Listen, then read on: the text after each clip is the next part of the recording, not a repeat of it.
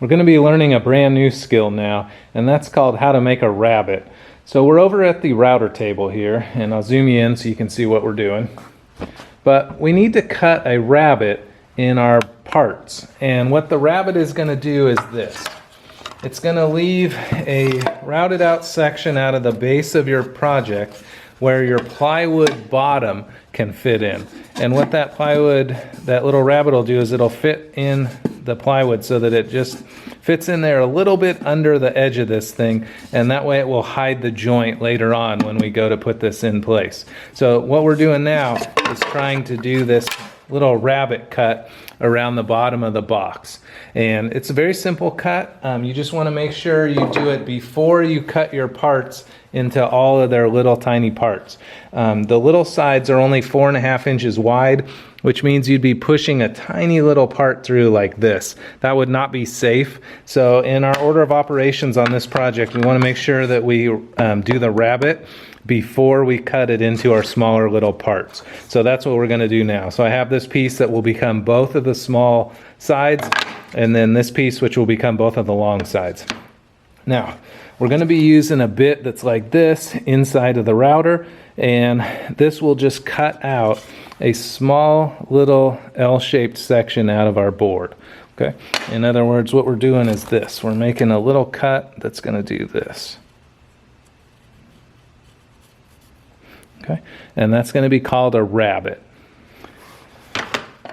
Now, in order to make this work correctly, we need to have the rabbet be the correct size. So we want the router bit to be sticking up 1/4 of an inch over the table, and we also want it to be sticking out 1/4 of an inch away from the fence. So this is the square rabbet, 1/4 inch by 1/4 inch, and that's what we'll go ahead and cut now. Now, before we do this actual cut, you need to figure out what side of your boards are going to get cut. Now, when you look at the box, the rabbet is going to be on the inside bottom of all of those pieces. So what you want to do is kind of look at your pieces and see which side looks the best to you. For me, I like this side. So this side's going to be outside, and then I have to figure out which side's going to be the top and the bottom. In general, I think it looks better to have tighter grain towards the bottom. I don't know if that's showing up, but I'm going to make the tighter grain be towards the bottom. It just looks better to me. So I'm going to put a little idiot line on this. Since I know I want it this way, I'm going to go to the back bottom side, and I'm going to draw a little squiggle idiot line here just to tell me, hey idiot, make sure you're cutting the rabbet right there, because as I move these pieces all around, it's very easy to get confused. And I'll do the same thing on this side, figure out which side I like the best. I like this one the best. Which side do I want, up or down? And I like this side being down. So again, I'm going to draw my little idiot line on here,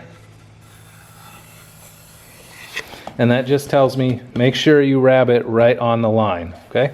And it's just a little trick that I do, and then I'll show you the other trick I do too. Is I'm going to put the rabbet just as it would get cut, put the rabbet just as it would get cut, and that way I can just pick the pieces up and go ahead and make my cut without having to think.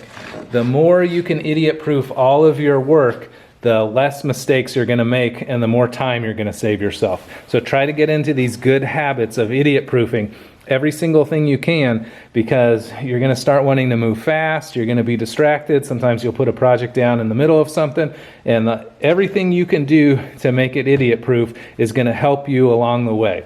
Now, this is a pine box, so it's a cheap wood, but there's some woods out there that are $100 a foot, and if you screwed up a project like that, that's going to cost a lot of money. Here, it's just going to cost you some time, but you always want to practice those good habits so that as you get more and more skilled, you make less and less mistakes.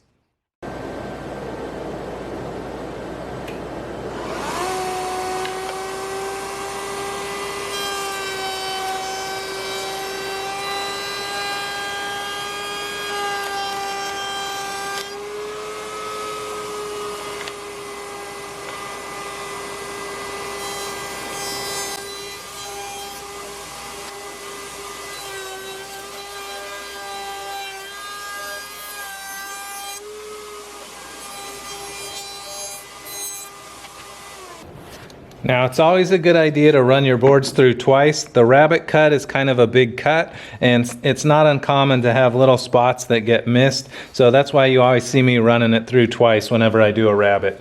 It's also a good idea to just run your finger along it. Make sure you don't feel any weird bumps or projections. And if you do, it's not a big deal. Just run it through one more time. Sometimes there will be it's a big cut, and sometimes it just kind of pushes the board away from the cutter a little bit. So just double check that and you should be good to go. Well, I think I've mentioned before that I'm not a huge fan of sanding. I try to keep sanding as quick as possible because I don't really like it that much. It's not a part of the woodworking experience that I really like. So before I cut all of those pieces down into their final parts, I want to sand them. Because right now I can use a power sander and I can blast through the sanding in no time. But if I was to cut all of these parts up, glue them together into this box shape, now all of a sudden I can't fit that power sander inside of here, and I'm going to be doing a lot of hand sanding, which will be tedious and very slow. So I'm a big fan of trying to sand everything as much as you can before you really cut it down into its small little parts. So I'm going to actually sand the top, and then I'm going to sand both of the side pieces too that are going to get cut down to our 4 sides. So I'm going to sand them now. I don't think you need a lot of direction on how to sand. We're just going to use the 3 grits. Remember, we're going to use 100 grit, 150, and then 220. And by the time you finish up with the 220, that should be perfect, and a human being won't be able to see or feel any of the flaws in it. They'll still be there, but they're just so fine that we won't notice it. So in most woodshop situations, you usually only need to go down to 220. Sometimes a real hard exotic wood or something, you'll need to go finer, but for pine, 220 will cover every single thing you could think of, and it'll look perfect.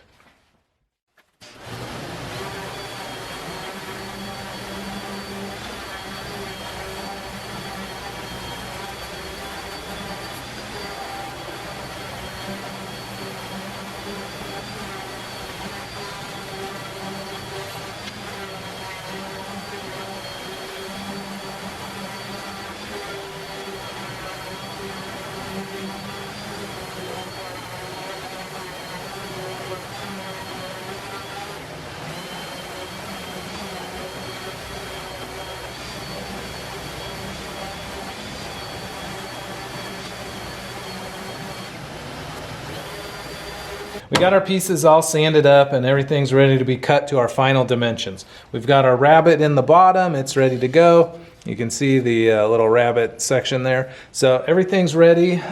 We're going to cut our pieces down to size. The last couple of reminders I wanted to tell you were, remember, whenever you're cutting 2 or more pieces to the same size, we always cut them at the exact same time. Okay, so don't change your setup in between cuts. I'll show you that in a second. The other thing that I want to remind you is every tool has a direction where it tends to chip out. The miter saw, when it chips out, it's going to chip out on the bottom of the board. So in general, you're going to want your good piece facing up. Since the outside of the box is our good piece, we're going to always want the good side facing up. Okay, and you'll see me do that as we cut this.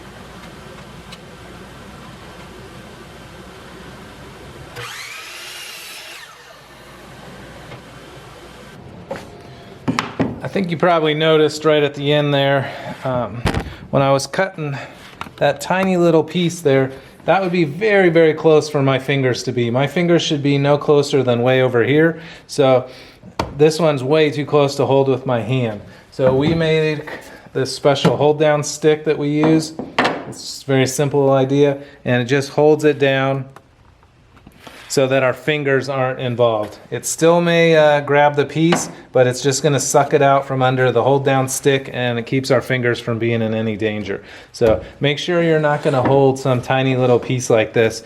It's just not worth the risk. Remember, in the wood shop, one tiny little accident can change your life. So you need to make sure that there's no possibility of having these little accidents crop up. So do all of these things to keep your fingers safe. Well, we finished up all 4 of the parts. We just have one last cut to make in the 2 long pieces, and that's going to be another rabbet cut. So we're going to head over to another router and make that second rabbet cut, and then we'll be ready to glue this thing together and see how we did.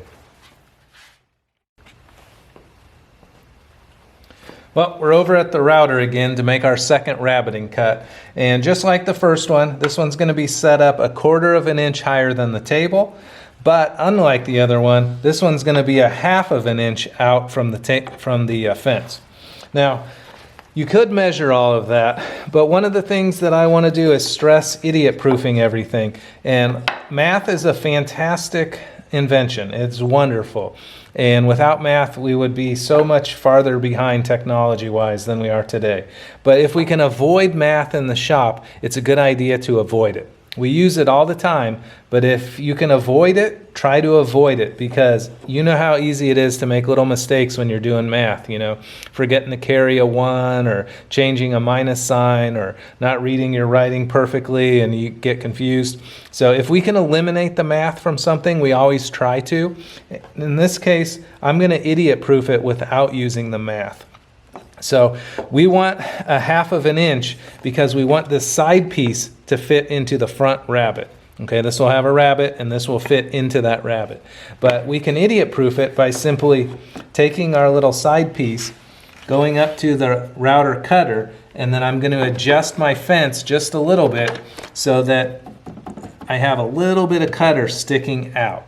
And what that'll do is make the cut a little bit big, and I'll show you why we want to do that later on. So this is just a good way of idiot-proofing it. I could measure it and I'd probably get just about the same result, but this one just kind of idiot-proofs it, makes sure that there's no mistakes. So I'll go ahead and lock that in, and now I'll make my cuts. Remember, I'm going to make the cuts only on the 2 long pieces.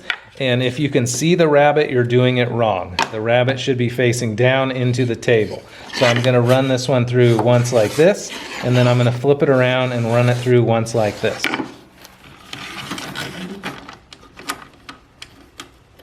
I'm going to put the guard on a little bit high so you can see what's going on.